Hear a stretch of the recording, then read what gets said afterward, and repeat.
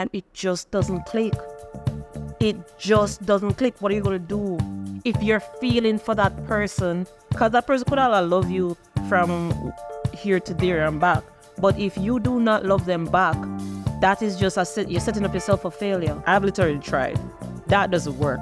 You cannot really read another person's mind. You can't see what is going on in another person's heart. And as you just said, Jamaican man can deceive you. They will say all the nice things and sweet you up and say, yeah man, baby, I'm gonna marry you tomorrow. Just give me the front today. I do say this with all due respect, but what does the church have to do with me getting married? So you're going to say stay a virgin up until you're 26. That's madness. In this year earlier, it might seem like madness from a logical standpoint, but we have to understand that from a spiritual standpoint, the Lord wants what is best for us.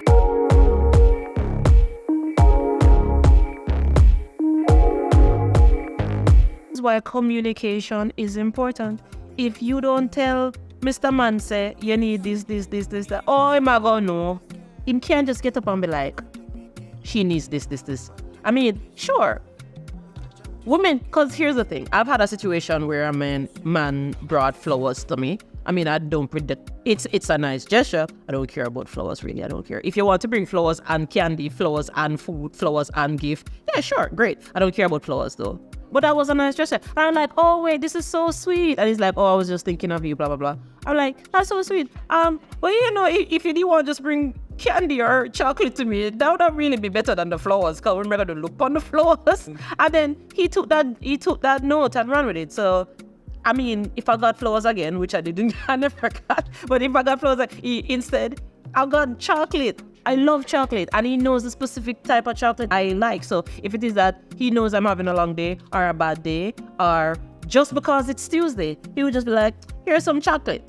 I'm like, oh my God. Yeah. So this is where you need to have communication with the person. If they're doing something or if they're not doing it, talk to your person and ensure that they understand what is being said. Because you can't talk everlasting and nothing happens. You sound like someone in your 30s, not in your 20s at all. I've always had this mindset still. I'm an old soul, let's say that. All right, cool. So, if a couple married within 6 months of meeting each other, divorce, was it because they didn't know each other well enough? Could be a number of things. I mean, again, we don't know. I don't know what is happening in people's lives. I don't know. But if you're meeting 6 months, do you fully, truly know somebody in 6 months? No, you don't. I personally don't believe you can fully know somebody in 6 months. You can know some things. You can know likes and dislikes. But I don't think it's a qualifying factor to say, again, you knowing a person is not mutually exclusive to time. Yes, fine. But it aligns. The longer you are, the more likely it is for you to know the person. But if I don't think it's because it could be a number of factors. It could be that, oh, this person was putting on a facade for a while, but eventually facade drop, and then you finally see the real person. Cause the person, you could think that I know this person like the back of my hand, because they're showing you what they want to show you. You can only carry on a facade for so long. I've seen a Jamaican one. I'm sorry. But, you know, I don't think it's a matter of knowing that determines whether or not a relationship is successful. Rather, I believe it's a matter of decisions that we make on a daily basis in our relationships. It has to come from a point of view that, oh, I want this relationship long term. So we establish that I want this relationship. Now, what am I going to do to sustain this relationship long term? Whether or not the person is short or fat, abs or no abs, rich or poor, good career or not, whether or not they can pronounce words properly or they speak it patois. No matter what this person comes with, what are the decisions that I'm going to make and that this person is going to make to facilitate this relationship? Are you looking for a are you looking for a partner? Are you looking for a lover? Are you looking for a relationship? And sometimes, here's the thing, you and somebody can be perfect on paper, but when you put them in another situation, it just doesn't work. And that is the unexpected thing, is how you feel. Yes, it is important. Yes, you can make these decisions and be like, we're going to work on it, we're going to do this. I'm going to ensure that I do this for you because you like that. But then sometimes it just doesn't click. It just doesn't click. What are you going to do if you're feeling for that person? Because that person could all love you from here to there and back. But if you do not love them back, that is just you're setting up yourself for failure. Or you're setting up yourself for an unhappy life. And that's not fair to you, or that's not fair to and that's especially not fair to the person. Because the person there thinks that them love you love them up, and you don't in reality. So yes, it is based on decision, like, yeah, we want to make this work. But at the end of the day, it's unfair to not also take into consideration your feelings, because your feelings are important. I need to know that I mean, yeah, you're not gonna still get the little butterflies, but every now and then, you can still give you the butterfly, or she can still give you the butterfly, or you're just so happy, you're happy with this person, you love this person, and you want to make it work, because there may be, again, nobody's perfect. So the little cons here and there, or whatever, you can try and work on that, and that those are based off the decisions that you make, and that's great.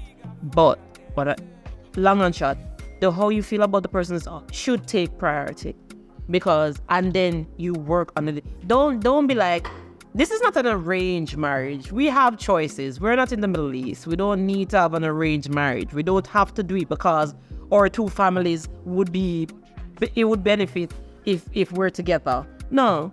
But the arranged marriages tend to work out. No, because what do you mean? Can arranged marriage people divorce? Who you see divorcing in Muslim society? Nobody. You stick it out. You have no choice, and that's where your choice is taken from you. You have no choice. So, feelings is important. How I feel about you, I can care about you. I can respect you. I can think you're an awesome person, but I just don't have that romantic feeling, and that's important. And that's the thing that would also propel your decisions and make your decision easier, because it's like, I love this person, but they need a little more from me, because I love them. I want to make sure that they're comfortable and happy in every situation. So I'm going to try and do whatever I need to do in order to make them happy. Relationship requires, the romance is needed. And that's a lot of things, because yeah, you love the person and you are them dead together for 20 years, and that romance fizzles and so forth, because kids, life, work, everything comes into play, and then you forget about that romantic aspect of your person, your partner, and then it becomes like you and them are now roommates and wanna just fall out of love. And you don't want that. You try and keep the spark alive. You don't force it. You can't force it. I've literally tried. That doesn't work. It does not work, as much as I tried. On paper, we were perfect, but it just never makes sense. It's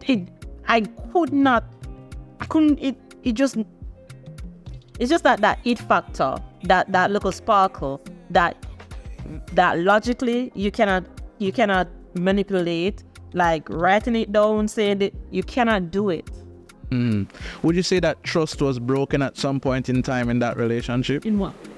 That relationship where you're trying to make it work, but it wasn't coming back together. No, we essentially, the person wanted a relationship, and again, we were friends. Everything was fine, and I just didn't have that romance. He liked me. I didn't feel that same way about the individual, and I tried so hard. I'll go over his house on the weekend. I would chill. We will just be there. We would hang out.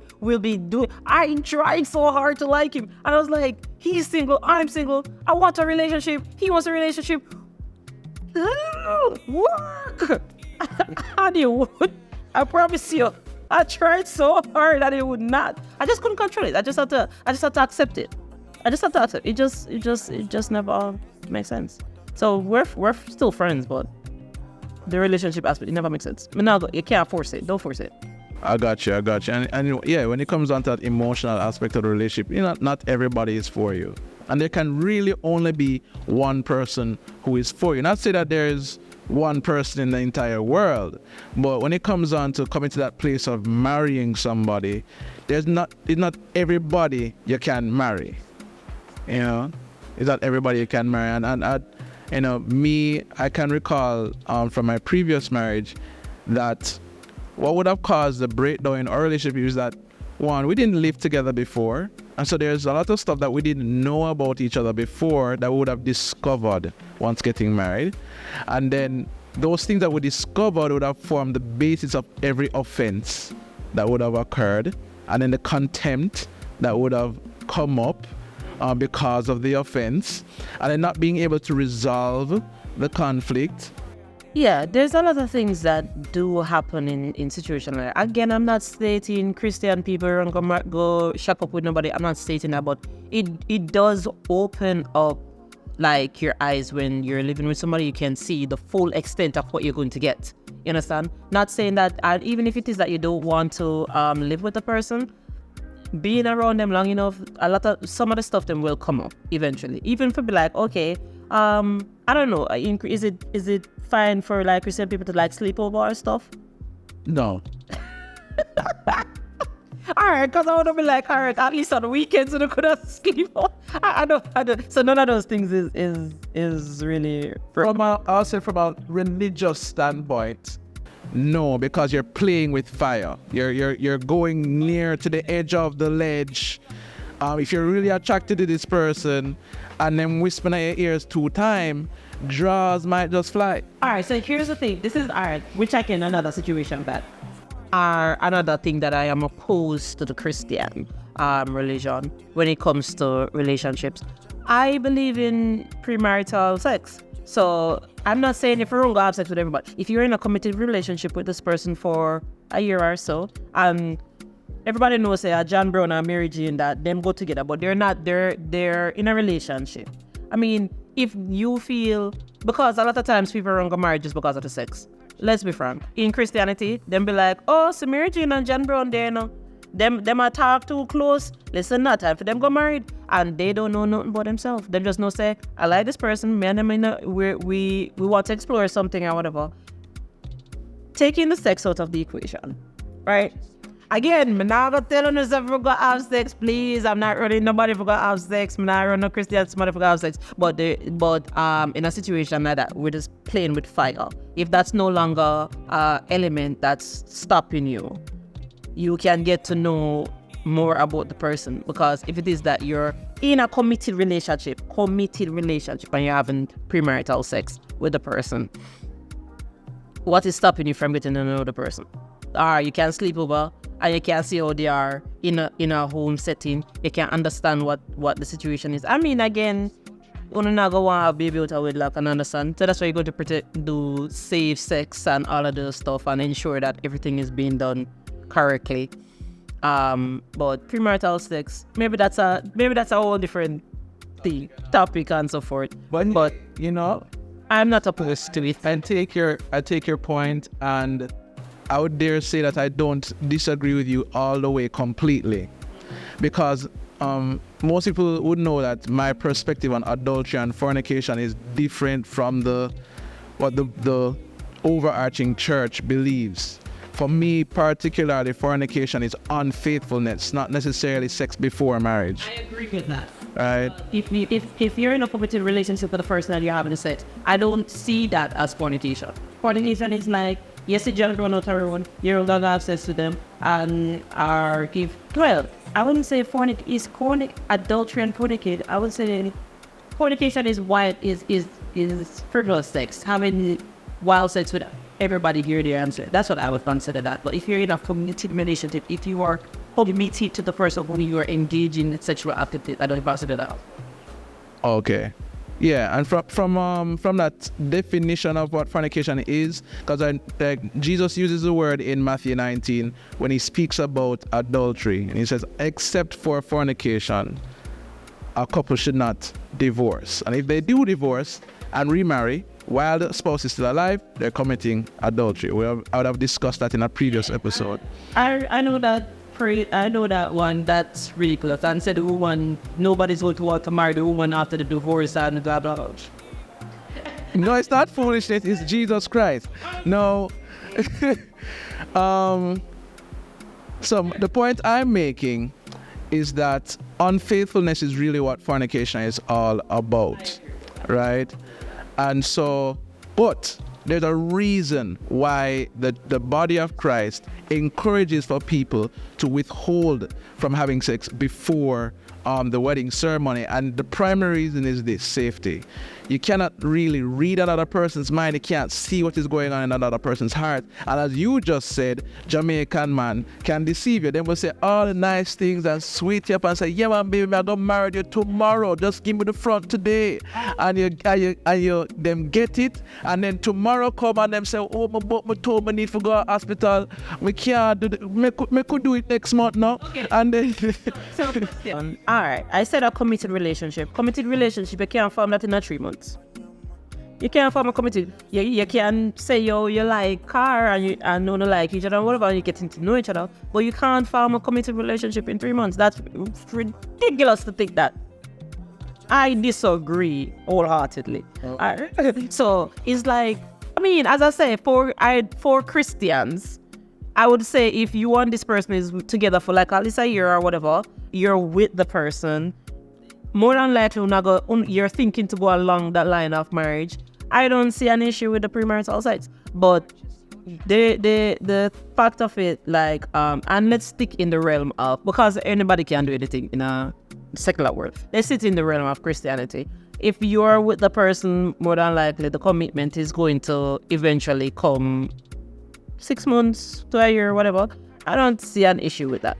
Or 6 months, not even say 6 months, call it to a year, because you guys want to ensure that, you know, things are going. And honestly, I'm more so taking it for young adults, because back then, when in women would be married by their 14, 15 in biblical times. That's usually when you see your first blood, is when you're considered a woman and you're able to go and be married and bear children. We're not in that era anymore. We're as a young adult, as a young female, not even talking about it from the male, as a young female, you expect this woman, your daughter, you expect your daughter to finish high school, you expect your daughter to go to university, you expect your daughter to at least start out and get herself in a one job and go and start a life. So you have to say, you want your daughter to stay a virgin up until she I mean, every man would have want him daughter to stay a virgin up until she 50. But realistically, a young woman in her 25, 26, that's when things will start kick off for them, if things go good enough. So you're going to say stay a virgin up until you're 26. That's madness. In this year earlier, not to mention, take biology into it, because you're a man of science. So take biology to it. When your hormones are raging, your hormones starts to rage when you're in your 15, 16. This is when everything is bubbling. You're telling me that, okay, you should don't think of the flesh, don't engage in sexual activity, but this is something that I cannot control. And on me, I don't know, all the bubblings, hormones are rage, you start get feelings of this, that, and the third. Why not then, all right, all of this feeling clicks in as soon as the ring got my finger? Why God never put it like that? Or when I'm 25, that's when the raging hormone starts. Why not then? Because man can't control himself. Oh no, wake up with a willy. Sorry, I know it's crazy. Oh no, it's something that one can't control. Oh no, wake up with one. So what do we do in that regard? It's something that is just, it's natural, it's nature. But you're saying that, what? No, fight it until you're married. Madness. It might seem like madness from a logical standpoint, but we have to understand that from a spiritual standpoint, the Lord wants what is best for us. And here's the thing. I was even that man who people. Here's the thing. Self-control is indeed a fruit of the Spirit. And it wouldn't be a fruit of the Spirit if it wasn't necessary for us to walk out our faith as Christians. So coming from now that our Christian perspective, for everybody out there who professes to be Christian, self-control is very important. It doesn't matter what you're feeling, how the hormones are raging, or all the thoughts that are going through your mind. Self-control is necessary. You are not going to be successfully married if you can't control yourself. Because on the times when your wife is pregnant and you can't have sex right now, or she's... I'm not talking about that. I'm talking about... You feel like you need to... No, I'm not... Or let's say there's an offense. There's an offense and there's an argument and there's bitterness and there's... No. That's different. I know you... You already... No. I'm not talking about that. I'm talking about the virginity aspect of it all. So if it is that you're with this person, I'm not saying, because a lot of times what the church does is pressure people, for lack of a better word, is to pressure young people into marriage, which I am against, because I don't think that just because, feelings start from and I start look upon Mary Jane or John Brown away, I need for run go marry. You don't know this person. And then again, you're a child. When you're 15, 16, when you're 20, me still continue your picking. Because a lot of times you don't even fully know the world like that. And sadly, Christians are more so sheltered from the secular world. So a lot of times you don't have the information that is privy to other people that would be in the world at that same age. So, and it's not anything bad, but it's just that you're trying to keep them in a particular realm. But it's not, when I say the self-control aspect is, for say, I'm going to be a virgin up until I finish UA, I start working, I start getting a decent wage, or like at what point is it that I should go and marry? Because that's... I would actually encourage my daughter to get married early, even while in college. I would. I think that's a wrong thing to do, because then you're putting your child in a situation where they're trying to build themselves, and it's like a fight between the spiritual and the logical world. There's nothing wrong if you marry young, there's nothing wrong if you marry young, but I'm just like, that would not be my first thing to be like, oh, run, go and marry, because you still are so young to this world, you don't know nothing. But it boils down to, what does a person value the most? Do they value their career and their position in the world more than they value family and the church and their community? What do they value more? To do anything with me and getting married. What does the community have to do with, unfortunately, and I do say this with all due respect, but what does the church have to do with me getting married? Well, I mean, marriage is a ministry. Within the body of Christ, we believe marriage to be a ministry, not only to the two people involved, but also to the community, to show an example of the Christ and the church. That's where the problem is, because then the community pressure the young people to get married when probably they're not even ready, when they want to accomplish particular things and so forth. So it can be problematic. Yes, sometimes it'll be great. You marry, and so question, when you marry as young adults in university, what are you live? Yeah, work? Or you gotta take care of my daughter? All right. My young daughter now, I come to me and say, Mama, I want to get married. Who you get married to? One young 20-year-old Christian boy just like myself. Where am I gonna live?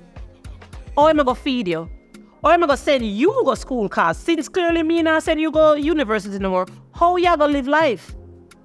How you're going to operate in this world, child of mine? And that is coming from the perspective that everybody is operating on the same level. So just like how you are working at a job and sending your daughter to school, you're expecting that young man's parent is doing the same. But that young man's parent could possibly own a business, a very successful business. And the young man could be working in the business as well while he's in school. And so probably he does have a house. Likelihood though, come on. That's the idealist of it all. Those are the things I was like, all right, him can take care of you, him can that. Is he emotionally intelligent to take care of you, my daughter? Can he mentally stimulate your brain, my daughter? Can he ensure that your well-being will be okay? Okay, fine. Him father have one bag of money. Him can physically take care of you. Him can put you in our house. But can he mentally take care of you? No. Can he... Are you then saying that the people who get married at 20, the girl is 20, the young man is 22, they get married and at the age of 55, them 50 and 52, they're still married? Is it that They did not have the emotional intelligence back then, and probably they didn't. Probably they didn't have the emotional intelligence back then, but they grew and they learned and they offended each other and they forgave. And they offended each other again and then they forgave again, and then they taught and they went to counseling and they worked the thing through. We're not saying these things are all right. This to me sounds like what people say, you're a ride or die woman. Like the man with the offend you, give your bun, give your outside pitney, but you still stay with him. You know, we go to counseling and we talk about it, him come back again. Okay, I'm just saying, but like these are the ride or die. This is your man, she there with me through thick and thing. You, me give her bun, pat a pop bun, me give her next pitney. Lord God, me treat her bad, even if you know, that's the extreme out of cheating. Me not cheat on you, but me not take care of your emotional well-being. Me not take care of your physical mentality, your physical mental well-being. Like all of these things taken into play. Like I am not ensuring that you are a happy individual. Like it doesn't have to be to the extreme of cheating. It doesn't have to be the extreme of physical abuse. But what if you are not equipped? What if the woman just don't know how to cook? The woman. Even that. And the man say, I'm not divorced because she don't know. Even that. But then, I mean, you don't know say this girl can't cook and you run gang married. You say you're going to get a home cooked meal every day. That's your fault. Who tell us if you're going to fall in love with the potential of a person who you do not know? Did you know she can't cook? Or probably the only thing she can't cook is ice water. What then? Only thing she can't cook a tin mackerel, which means taking it out of the tin and serving it on the plate. Can't beef, not even rice, because sometimes that can spoil. So what then? Do they divorce or do they take up a recipe book? Do they not marry? That could also be an option. How about that? How about me like, all right, babes, you can't cook my feel for fried chicken. You can't give me some fried chicken, please. I know I'm not live with you, but I want to come over for Sunday now. I can't cook fried chicken. But I like fried chicken. Oh, really? All right, let me see if I can go into the kitchen and try a thing. Let me see if I can go into the buy a recipe book. All right, I try this recipe, boy. I can't manage. I think this stuff for me now. I'm not the homemaker type. Well, I tried. It's not for me. What then? Then no, they have to determine the food have to eat, you know. You don't buy KFC. Food have to eat. Or you stick with the mackerel. And not even rice, because that shit was spoiled. And then when you say what then, this is where the whole realm of divorce comes in, because divorce comes about when they have two people who have come to this impasse where both people are not willing to compromise for the other. This is me, and this is how me I gonna stay. This is she how she gonna stay. Our can't meet in the middle. Well, that's true. But this is why it's important again to one, know the person, and to two, like, are these the cons that I can live with? If that's why it's good to know the person to say the pros and cons. If you're not okay with the cons, I don't think you should go down the aisle. But what if I know the con? I know that the woman cannot cook. But so you're only concerned. Right? It feels like you're from the can't cook. No. But she demonstrates that she's willing to learn. She's willing to There's nothing wrong with, of course, that's great. But then what I'm saying, she's still not up to your liking. What then?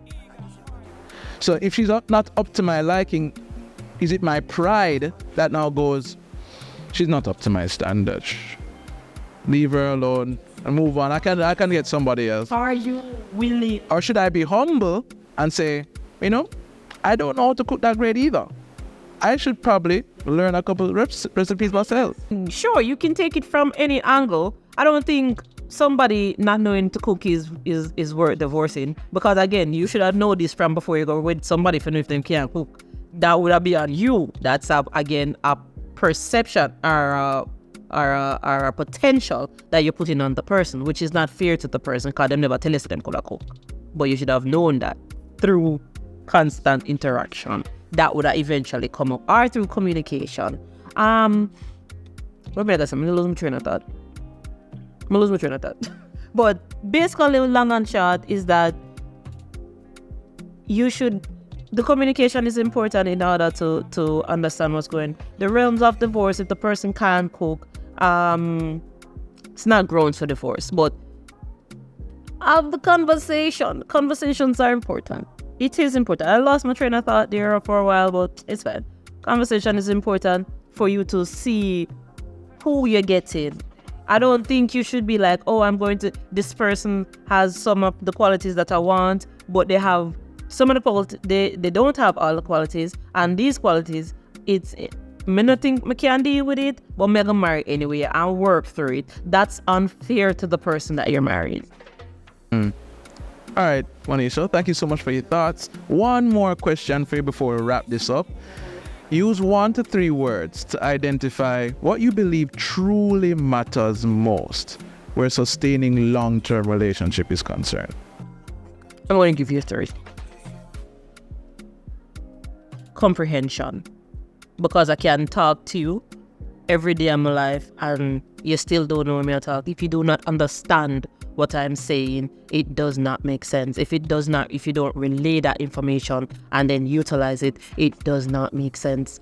Emotional intelligence is the second one.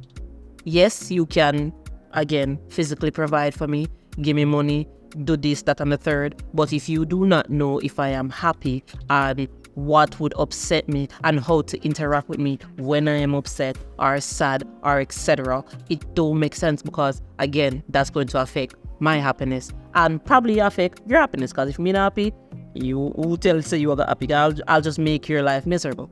And the last one, I want you to be my best friend. I want my person to be my best friend. Because you can love somebody and not like them. And when you like somebody, you want to be around them, you want to tell them your day, you want to have fun with them, you want to sit and do nothing with them. Because enough time you call my friend and sit down and do nothing with them. So I want to be comfortable in your space. I just want the two of us to just sit down and exist. Like, we're not about to talk. Like, that is goals right there for me. You mean, like, because it's the small moments that you fall in love with a person, and that's what sustains longevity in a relationship, I believe. So having the person be your best friend is very important.